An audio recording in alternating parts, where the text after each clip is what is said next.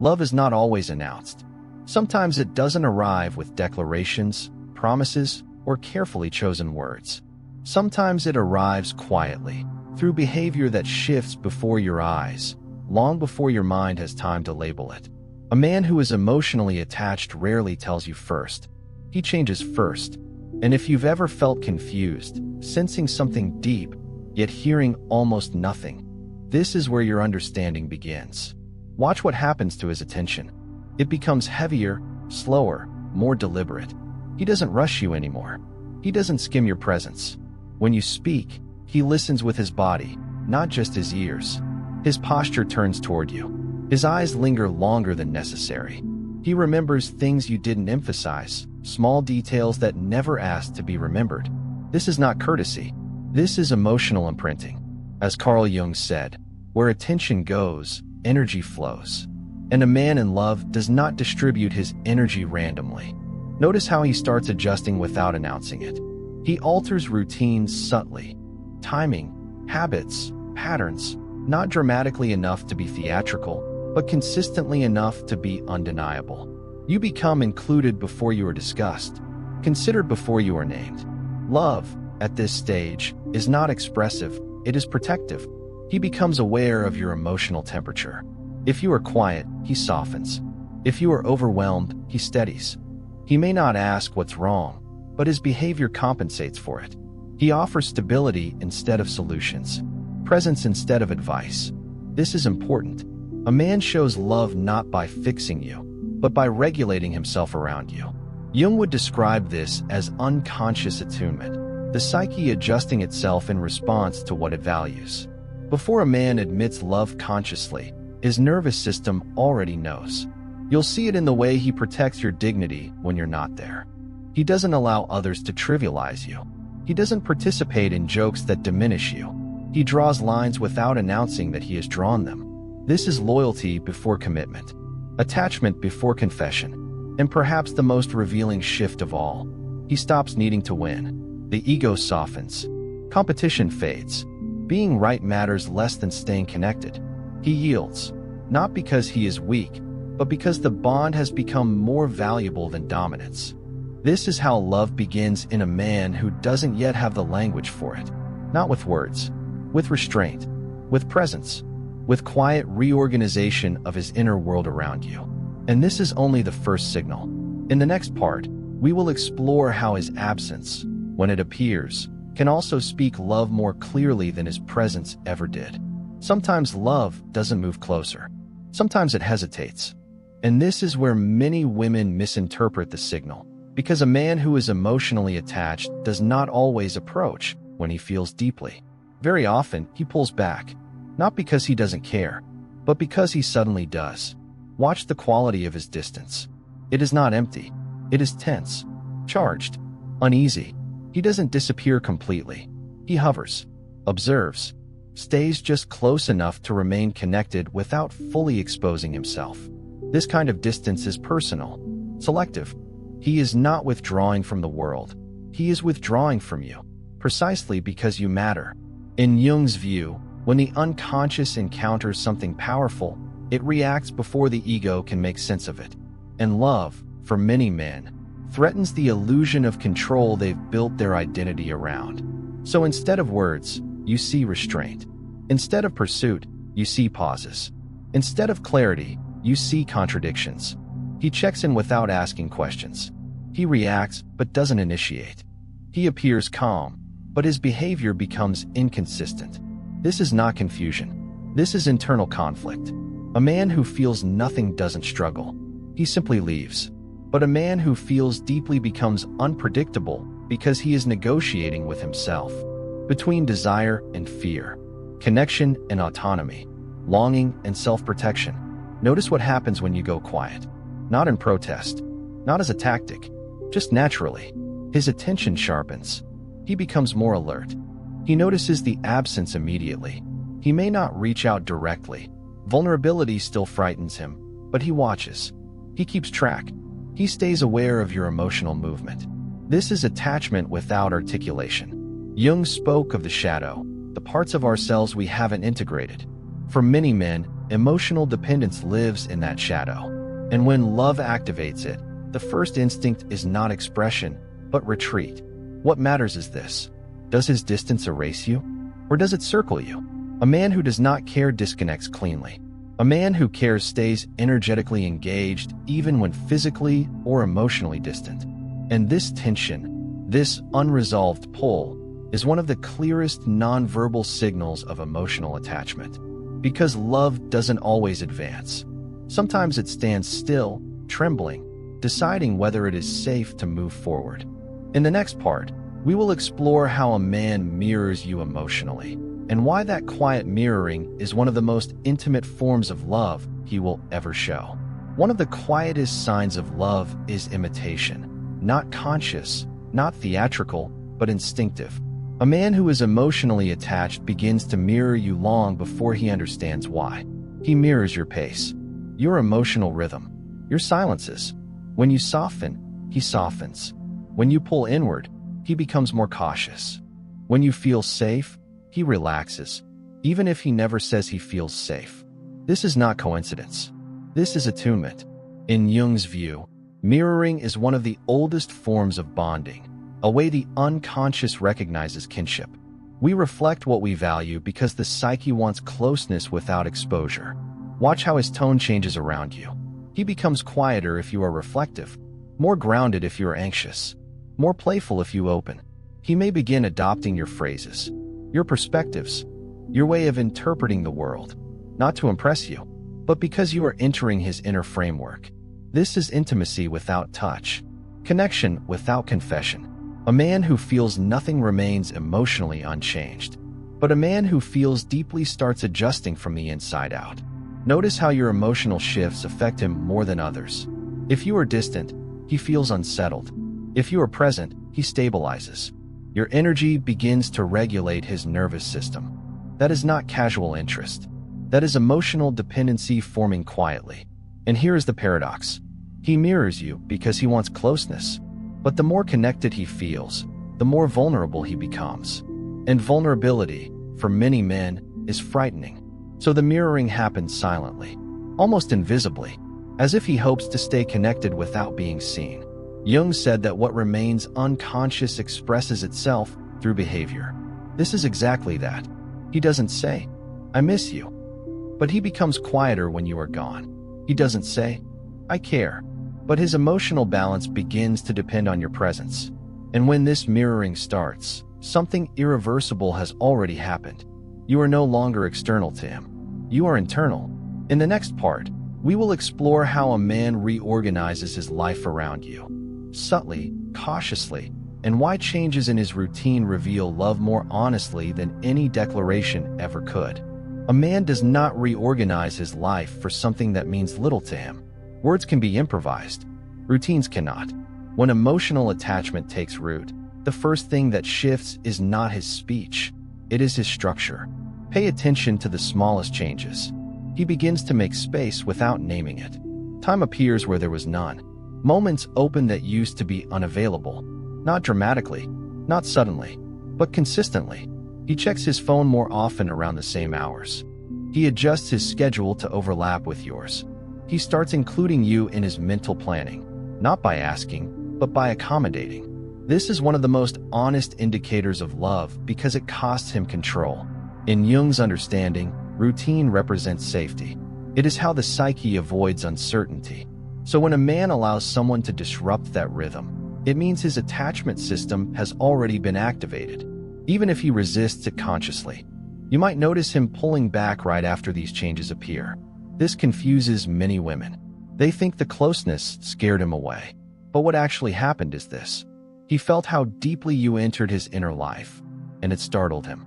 So he pauses, reassesses, tries to regain emotional balance. Yet the routine does not return to what it was. Because once you've altered a man's internal rhythm, he cannot unfeel that adjustment. He starts associating certain moments with you, certain songs, certain hours of the day, certain emotional states. And when you are absent, the disruption becomes noticeable. He may not say he misses you, but he becomes restless, unsettled, less anchored. This is love operating below language.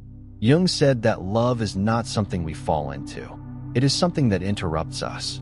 It interrupts our defenses, our habits, our sense of emotional isolation. And when you become that interruption, you leave a mark. In the next part, we will explore what happens when a man briefly opens emotionally and then retreats, and why that sequence is not a contradiction, but a confession he doesn't know how to handle yet. This is the moment that confuses most women, the moment that feels like hope, followed by silence. He shares something real, a memory, a fear, a truth he rarely lets anyone see, and then he retreats. Not gradually, not gently, abruptly. If you didn't understand the psychology beneath it, you might think it meant nothing. He was pretending. I imagined the depth. But the truth is the opposite. That moment of openness was the most honest thing he has shown you. For a man who is emotionally attached but untrained in vulnerability, opening up feels like exposure, not relief. It feels like standing without armor. And the instant he realizes what he has revealed, his nervous system reacts. He pulls back to regain control. In Jung's view, when the unconscious releases material the ego is not ready to integrate, the psyche retreats to protect itself. This retreat is not rejection. It is self-regulation. Understand this clearly. A man does not withdraw after saying something shallow. He withdraws after saying something true. If you were insignificant, there would be no need to retreat. Nothing would be at stake. But when you touch something real inside him, fear follows closeness like a shadow. So he goes quiet, acts normal, pretends the moment didn't exist. Yet internally, he replays it, analyzes it, judges himself for it. He wonders if he revealed too much, if he looked weak, if he gave you power. And in that internal storm, he misses you, but doesn't know how to return without feeling exposed again. This is why chasing him after such a moment only deepens the retreat. It confirms his fear that vulnerability leads to loss of control. Silence, on the other hand, allows him to process. Because love, at this stage, frightens him more than loneliness ever did. In the next part, we will explore how jealousy, quiet, unspoken jealousy, reveals emotional attachment even when he denies it completely. A man does not become jealous of what he feels indifferent toward. And yet, when a man is emotionally attached, his jealousy rarely announces itself. It hides. He doesn't question you directly. He doesn't confront. He doesn't demand reassurance. Instead, something subtler happens. His energy shifts. He grows quieter when he senses competition, more distant when your attention moves elsewhere, less available right after seeing that someone else has access to you. Not because he wants to punish you, but because he doesn't know how to process what he's feeling. Jealousy, for many men, is not anger. It is fear. Fear of losing control. Fear of needing. Fear of discovering that someone else holds emotional power over him. And that realization is deeply unsettling. Jung believed that what threatens the ego most is not loss, but dependence. And jealousy exposes exactly that, attachment. Watch how his behavior tightens. He may become cooler, more restrained, less expressive. He may retreat into himself, convincing himself he doesn't care, while caring more than he wants to admit. He might make casual remarks that carry an edge, or go quiet without explanation, or suddenly become unavailable when he once wasn't. This is not indifference. This is containment. He is trying to hold something in that feels too revealing. And here is the key truth. A man who feels nothing does not monitor, does not react, does not internally recalibrate when your world expands beyond him. But a man who is emotionally attached feels jealousy as a threat to his inner balance. So he suppresses it, and suppression always leaks through behavior. Silence becomes heavier, distance becomes charged. His presence, when it returns, becomes more attentive, more alert, more careful. Jealousy, when unspoken, is one of the clearest confessions of love, because it reveals that you are no longer replaceable in his internal world. In the next part, we will explore why a man who keeps returning, without explanation, without clarity, is often more emotionally attached than the one who makes dramatic promises. A man who feels nothing leaves cleanly. He closes the door. He forgets. But a man who is emotionally attached often does something far more confusing. He returns, quietly, not with apologies, not with clarity, not with declarations, with a message that seems casual, a reaction, a question that doesn't really need asking, a presence that feels tentative, almost cautious. This is not randomness. This is emotional gravity. When a man pulls away because attachment overwhelmed him, he doesn't resolve that attachment by distance alone. He suppresses it, and suppression always seeks release. So he circles back, not because he is bored, not because he wants attention, but because the connection never fully disconnected inside him. Jung wrote that what we repress does not disappear, it returns, often disguised. And this return is exactly that. He reappears without addressing the absence because naming it would require vulnerability.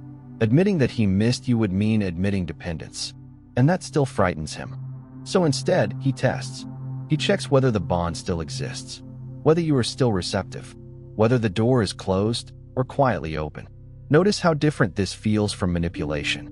There is hesitation, uncertainty, a lack of confidence. He is not asserting control. He is seeking reassurance without asking for it. This pattern, disappearance followed by quiet return, only happens when something unresolved remains. When the emotional tie is strong enough to pull him back despite fear. A man who does not care does not return. He moves on without resistance. But a man who keeps looping back is still emotionally tethered. And each return carries weight, because it means the separation did not bring him peace. In the next part, we will explore how a man behaves when he begins to protect your emotional space, and why this protective instinct is one of the deepest expressions of love he may never verbalize. There is a moment when a man stops interacting with you and starts guarding you, not possessively, not loudly, but instinctively. He becomes attentive to how others speak about you. He notices when a situation might overwhelm you. He intervenes quietly, changing the subject, redirecting energy, removing pressure before you even feel it. This is not control. This is care without ownership. A man who is emotionally attached begins to treat your inner world as something fragile, not weak, but valuable, something that should not be handled carelessly. He no longer exposes you to unnecessary tension. He doesn't test your limits for entertainment. He becomes selective about what reaches you. This is especially telling because men do not naturally protect what they do not value. Protection requires awareness, and awareness is born from emotional investment. Jung would say that when we integrate someone into our psyche, we instinctively defend them, because harming them would destabilize us as well.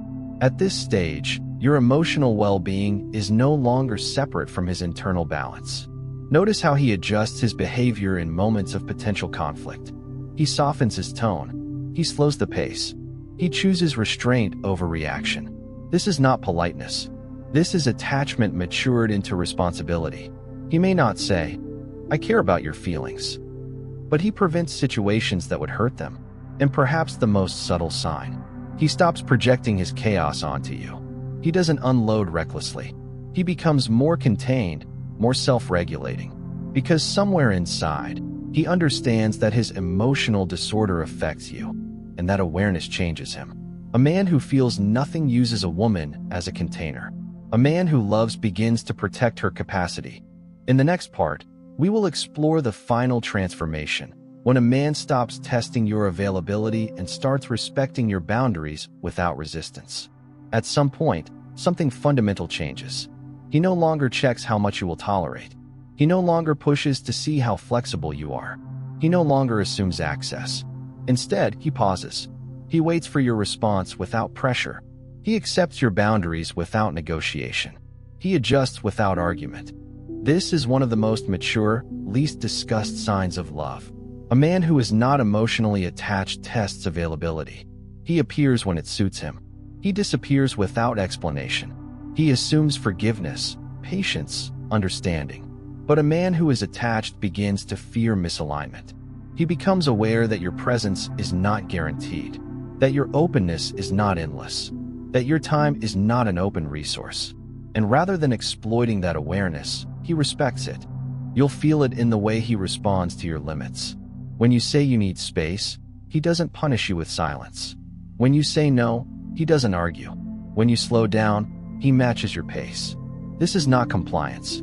This is recognition. Jung believed that love requires the surrender of the ego's entitlement. And this is exactly what happens here. He stops asking, "What can I get?" and starts asking, unconsciously, "How do I not lose her?" This shift shows up quietly. In consistency, in reliability, in the absence of pressure. You no longer feel pulled. You no longer feel rushed. You no longer feel guilty for choosing yourself. Because he has learned something crucial. Your autonomy is not a threat. It is part of what makes you valuable. And when a man reaches this stage, love is no longer reactive. It becomes grounded. In the final part, we will bring everything together and show you how all these silent signals point to one truth. When a man loves deeply, he doesn't convince you. He changes the emotional climate around you. At the deepest level, love is not a gesture. It is not a sentence. It is not even a behavior taken in isolation. Love is a shift in atmosphere. When a man is emotionally attached, you feel calmer around him. Even when nothing special is happening, you feel less pressure to perform, less urgency to explain yourself, less fear of being misunderstood. The emotional air changes. You are not walking on uncertainty anymore. You are not guessing where you stand. You are not compensating for emotional absence.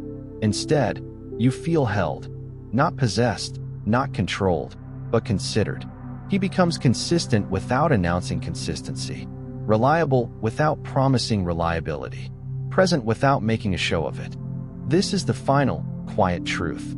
A man who loves you does not persuade you to feel safe. He creates safety by the way he exists around you. In Jung's words, individuation, becoming whole, allows real love to emerge. And when a man moves closer to wholeness, his love stops being chaotic. It stops being reactive. It stops being confusing. You are no longer bracing yourself emotionally. You are breathing. And perhaps the most important sign of all, you don't feel the need to analyze him anymore. Love that is real does not require decoding. It does not exhaust your intuition. It does not make you doubt your worth. It simplifies. You feel respected without asking, chosen without competition, valued without negotiation. This is how a man shows love without words. Not by saying, "I love you," but by making your nervous system rest. And if you recognize these signs, trust yourself. Your intuition noticed what language could not. Because when love is real, it doesn't shout. It settles.